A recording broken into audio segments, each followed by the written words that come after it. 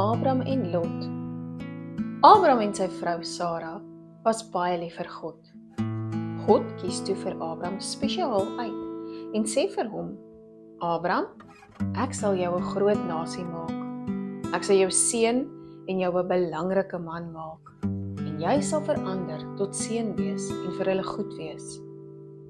In daardie tyd het mense in tente gewoon in die veld of in die woestyn.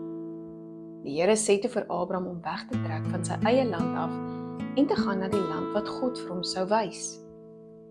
Abram en Sara en hulle helpers het al hulle tente en al hulle goed opgepak en weggetrek. Gehoorsaam aan die woord van die Here. Met al hulle skape, bokke, kamele en al hulle besittings het hulle weggetrek. Abram se klein neef Lot het ook saam met hulle getrek. En ook hy het helpers en skape en bokke en kamele gehad. Hulle het nie geweet waarheen hulle trek nie, maar hulle het op God vertrou en geweet dat hy vir hulle iets spesiaal beplan. In die land van Kanaan het God vir hulle gesê dat dit 'n goeie plek is om te woon, en hulle het daar kamp opgeslaan. Maar Abram en Lot se werkers het na 'n paar dae begin beklei, want daar was nie genoeg gras en water vir al hulle diere nie.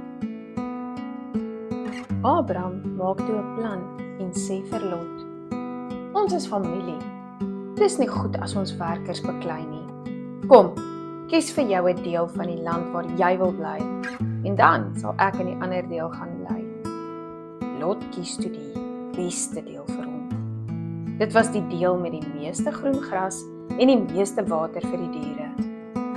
Maar God seën vir Abram en sê: Die hele land wat jy hier sien, gaan eendag vir altyd aan jou en jou kinders behoort.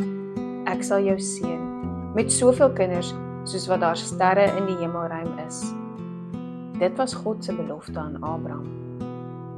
Daarna het God vir Abram en Sara na 'n plek met die naam Hebron toegelei. Dit was mooi daar en Abram het God geloof vir sy goedheid.